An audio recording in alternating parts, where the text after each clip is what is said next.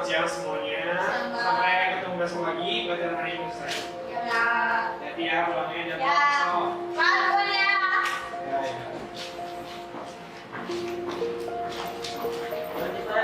Oh iya.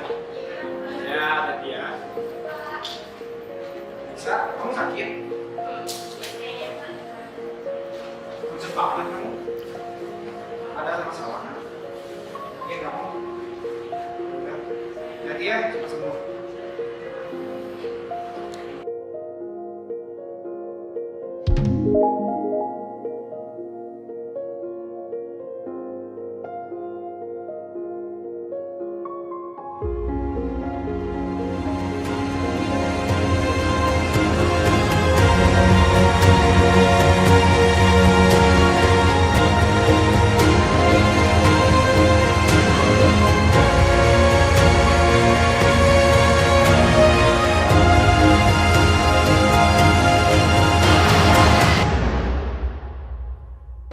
Kamu tuh boleh ngelakuin hal itu.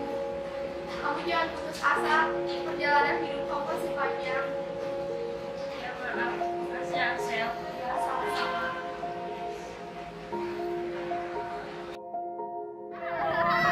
Ingat gak? Kita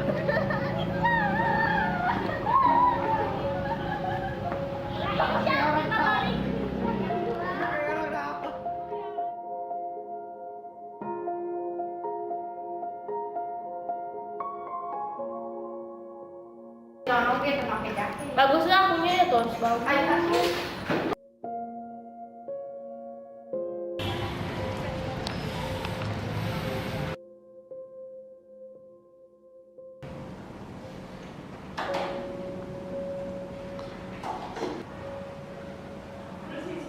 dalam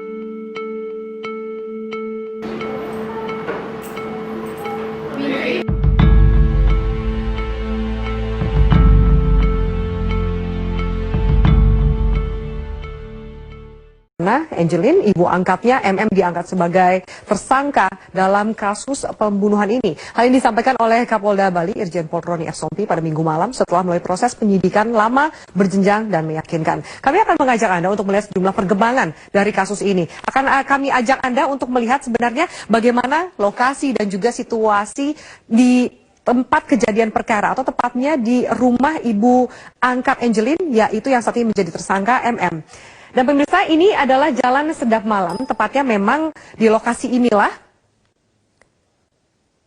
Ya, di lokasi inilah yang menjadi tempat kejadian perkara, Jalan Sedap Malam nomor 26 di Denpasar, Bali. Angelin dinyatakan hilang sejak 16 Mei silam dan ditemukan tepatnya pada tanggal 10 Juni.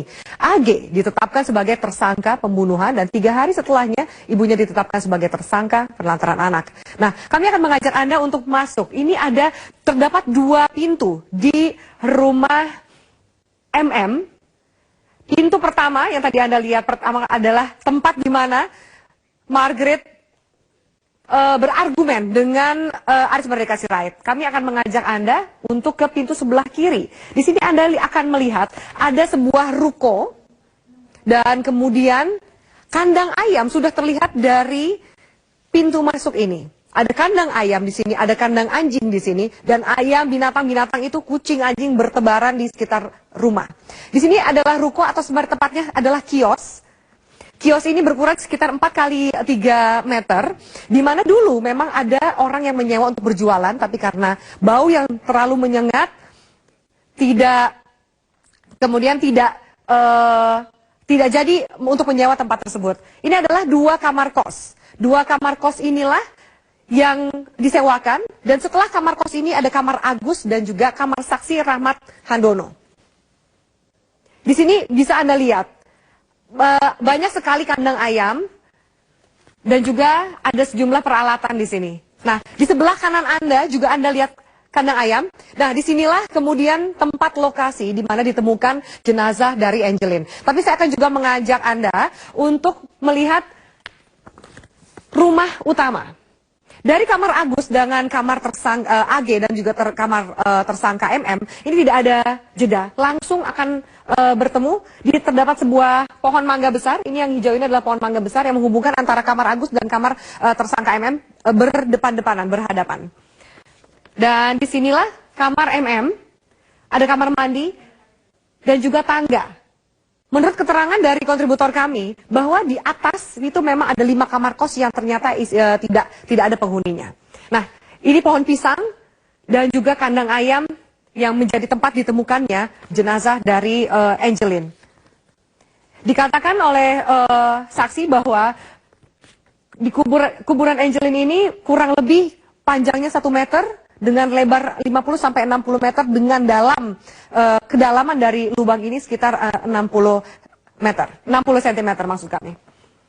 Ya, dan disinilah ditemukan sejumlah barang bukti, yaitu ada sekop, cangkul, kemudian palu, ada bambu kurang lebih sekitar 2 meter, dan juga ada baju dari Agus. Ya pemirsa, ini kami akan mengajak Anda untuk melihat bagaimana kondisi dari kamar tersangka MM. Di mana memang kita tahu bahwa berkali-kali pihak Inavis juga datang ke rumah ini.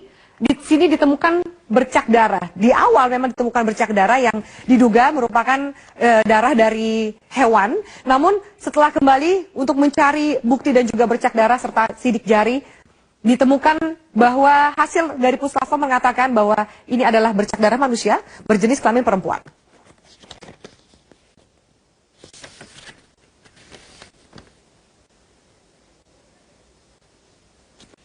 Ya, bahkan juga ada hasil keterangan dari dokter forensik di Rumah Sakit Sangla di Denpasar melakukan otopsi jenazah Angelin yang mengatakan ditemukan bekas penganiayaan di bagian kepala yang menyebabkan korban meninggal. Dengan adanya penemuan ini bercak darah hasil investigasi sidik jari di TKP dan juga forensik jenazah yang kemudian dengan hasil inilah menetapkan MM sebagai tersangka. Ini adalah kamar mandi. Ditemukan juga alat bukti berupa sapu dan juga kain pel di dalam kamar mandi ini yang diduga digunakan untuk menghilangkan jejak atau barang bukti.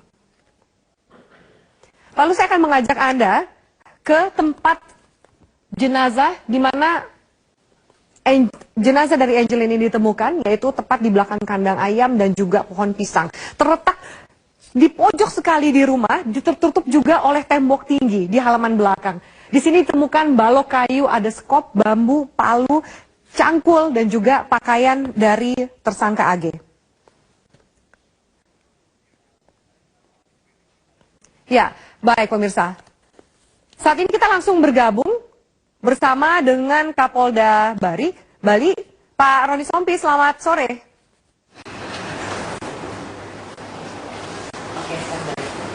Pak Roni. Selamat sore, Mbak Aviani.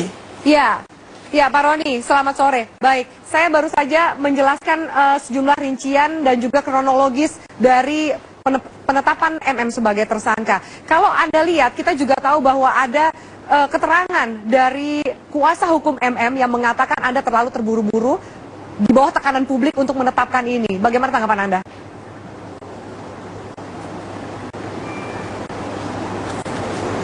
Tadi Mbak Aviani juga sudah menjelaskan.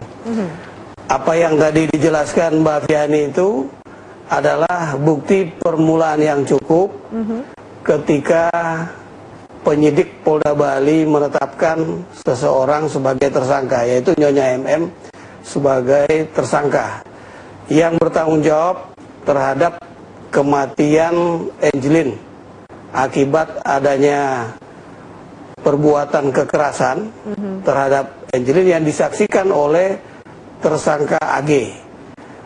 Kesaksian tersangka AG ini sudah kita buatkan dalam bentuk berita acara saksi terhadap peran Nyonya MM sebagai tersangka.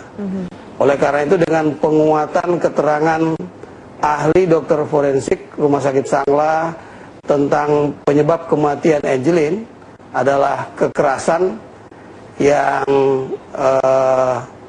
dialami oleh korban.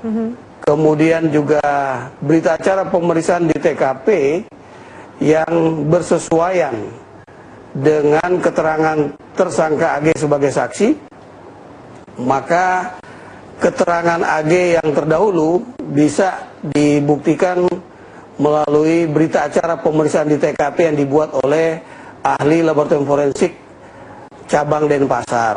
Demikian juga pemeriksaan di ruang kamar Nyonya MM juga sudah dibuatkan sebuah analisis atas hasil pemeriksaan dan pengolahan tempat kejadian perkara oleh ahli laboratorium forensik cabang Denpasar, Bali. Demikian Mbak Afiani. Baik Pak Roni, kita akan jeda sejenak, namun nanti jangan mana-mana, kita juga akan berdialog bersama para kuasa hukum baik dari tersangka AG maupun tersangka MM. Tetaplah bersama kami pemirsa di Prime Time News.